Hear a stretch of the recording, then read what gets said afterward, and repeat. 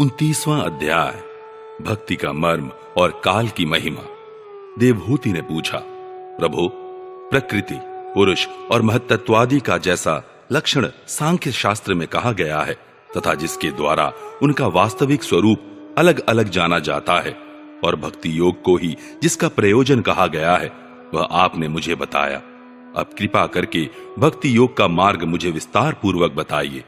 इसके सिवा जीवों की जन्म मरण रूपा अनेक प्रकार की गतियों का भी वर्णन कीजिए, जिनके सुनने से जीव को सब प्रकार की वस्तुओं से वैराग्य होता है, जिसके भय से लोग शुभ कर्मों में प्रवृत्त होते हैं, और जो ब्रह्मादि का भी शासन करने वाला है। उस सर्वसमर्थ काल का स्वरूप भी आप मुझसे कहिए। ज्ञान दृष्टि के लुप्त हो जाने के कारण देहादि मिथ्या वस्तुओं में जिन्हें आत्माभिमान हो गया है तथा बुद्धि के कर्मासक्त रहने के कारण अत्यंत श्रमित होकर जो चिरकाल से अपार अंधकारमय संसार में सोए पड़े हैं, उन्हें जगाने के लिए आप योग प्रकाशक सूर्य ही प्रकट हुए हैं। श्री मैत्रेय जी कहते हैं, कुरुश्रेष्ठ विदुर जी, माता के ये मनोहर वचन सुनकर महामुनि कपिल जी ने उनकी प्रशंसा की और जीवों के प्रति दया से द्रवीभूत हो बड़ी प्रसन्नता के साथ उनसे इस प्रकार बोले। श्री भगवान ने कहा, माता जी, साधकों के भाव के अनुसार भक्ति योग का अनेक प्रकार से प्रकाश होता है, क्योंकि स्वभाव और गुणों के भेद से मनुष्यों के भाव में भी विभिन्नता आ जाती है। जो भेददर्शी क्रोधी पुरुष हृदय में हिंसा, दंभ अथवा मात्सर्य का भाव रखकर मुझसे प्रेम करता है, वह मेरा तामस भक्त है। जो पुरुष विषय, यश और ऐश्वर्य की कामना से प्रतिमादि में मेरा भेदभाव से पूजन करता है, वह राजस भक्त है। जो व्यक्ति पापों का क्षय करने के लिए, परमात्मा को अर्पण करने के लिए और पूजन करना कर्तव्य है, इस बुद्धि से मेरा भेदभाव से पूजन करता है, वह सात्विक भक्त है। जिस प्रकार गंगा का प्रवाह अखंड रूप से समुद्र की ओर बहता रहता है, उसी प्रकार मेरे गुणों के श्रवण मात्र से मन की गति का तैल धारावत अविच्छिन्न रूप से मुझ सर्वांतर्यामी के प्रति हो जाना तथा मुझ पुरुषोत्तम में निष्काम और अनन्य प्रेम होना, यह निर्गुण भक्ति योग का लक्षण कहा गया है। ऐसे निष्काम भक्त दिए जाने पर भी मेरी सेवा को छोड़कर सालोक्य, सारिष्ट, सामीप्य, सारूप्य और सायुज्य मोक्ष तक नहीं लेते। भगवत सेवा के लिए मुक्ति का तिरस्कार करने वाला यह भक्ति योग ही परम पुरुषार्थ अथवा साध्य कहा गया है। इसके द्वारा पुरुष तीनों गुणों को लांघकर मेरे भाव को, मेरे प्रेम रूप अप्राकृतिक स्वरूप को प्राप्त हो जाता है। निष्काम भाव से श्रद्धा पूर्वक अपने नित्य नैमित्तिक कर्तव्यों का पालन कर नित्य प्रति हिंसा रहित उत्तम क्रिया योग का अनुष्ठान करने, मेरी प्रतिमा का दर्शन, स्पर्श, पूजा, स्तुति और वंदना करने, प्राणियों में मेरी भावना करने, धैर्य और वैराग्य के अवलंबन, महापुरुषों का मान, दीनों पर दया और समान स्थिति वालों के प्रति मित्रता का व्यवहार करने, यम नियमों का पालन, अध्यात्म शास्त्रों का श्रवण और मेरे नामों का उच्च स्वर से कीर्तन करने से तथा मन की सरलता, सत्पुरुषों के संग और अहंकार के त्याग से मेरे धर्मों का अनुष्ठान करने वाले भक्त पुरुष का चित्त अत्यंत शुद्ध होकर मेरे गुणों के श्रवण मात्र से अनायास ही मुझ में लग जाता है। जिस प्रकार वायु के द्वारा उड़कर जाने वाला गंध अपने आश्रय पुष्प से घ्राणेन्द्रिय तक पहुंच जाता है, उसी प्रकार भक्ति योग में तत्पर और राग द्वेषादि विकारों से शून्य चित्त परमात्मा को प्राप्त कर लेता है। मैं आत्मा रूप से सदा सभी जीवों में स्थित हूं, इसलिए जो लोग मुझ सर्वभूत स्थित परमात्मा का अनादर करके केवल प्रतिमा में ही मेरा पूजन करते हैं, उनकी वह पूजा स्वांग मात्र है। मैं सबका आत्मा, परमेश्वर सभी भूतों में स्थित हूं। ऐसी दशा में जो मोहवश मेरी उपेक्षा करके केवल प्रतिमा के पूजन में ही लगा रहता है, वह तो मानो भस्म में ही हवन करता है। जो भेददर्शी और अभिमानी पुरुष जो दूसरे जीवों के साथ वैर बांधता है और इस प्रकार उनके शरीरों में विद्यमान मुझ आत्मा से ही द्वेष करता है, उसके मन को कभी शांति नहीं मिल सकती। माता जी, जो दूसरे जीवों का अपमान करता है, वह बहुत सी घटिया बढ़िया सामग्रियों से अनेक प्रकार के विधि विधान के साथ मेरी मूर्ति का पूजन भी करे, तो भी मैं उससे प्रसन्न नहीं हो सकता।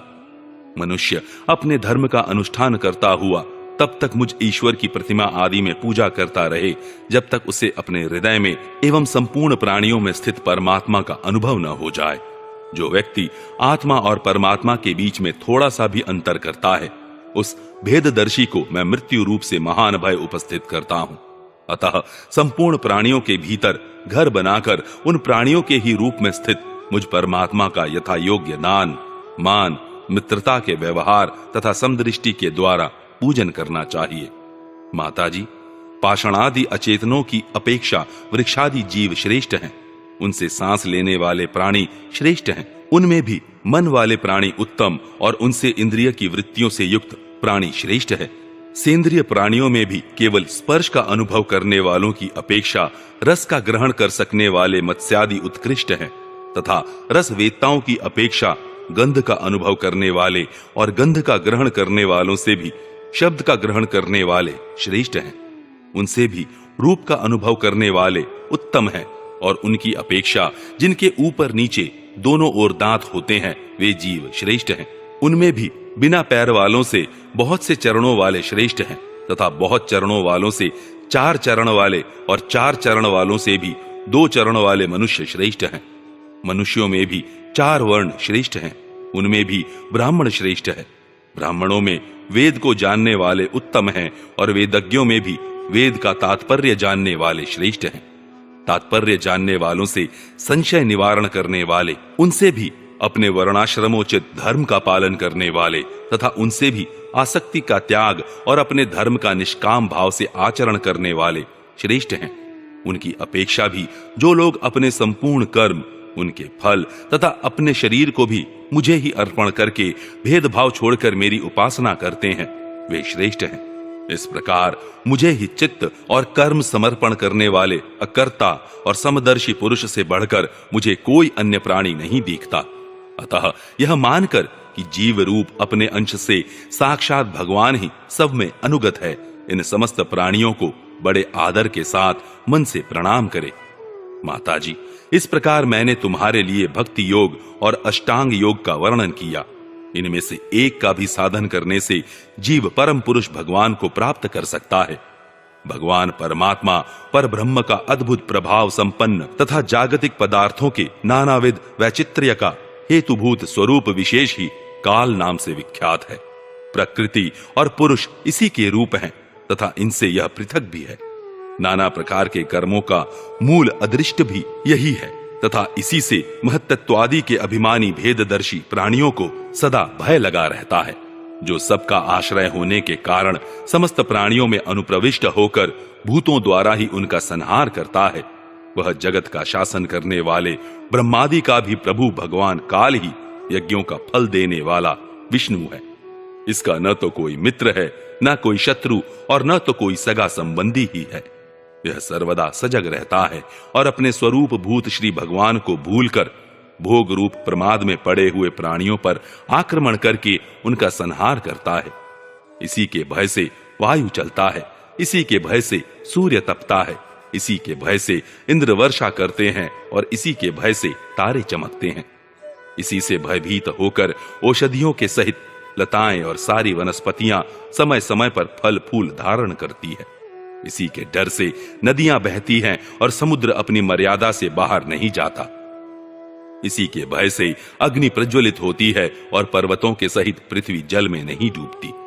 इसी के शासन से यह आकाश जीवित प्राणियों को श्वास प्रश्वास के लिए अवकाश देता है और महत्त्व अहंकार रूप शरीर का 7 आवरणों से युक्त ब्रह्मांड के रूप में विस्तार करता है। इस काल के ही भय से सत्वादि गुणों के नियामक विष्णु आदि देवगण, जिनके अधीन यह सारा चराचर जगत है, अपने जगत रचना आदि कार्यों में युग क्रम से तत्पर रहते हैं। यह अविनाशी काल स्वयं अनादि किंतु दूसरों का आदि करता है, तथा स्वयं अनंत होकर भी दूसरों का अंत करने वाला है।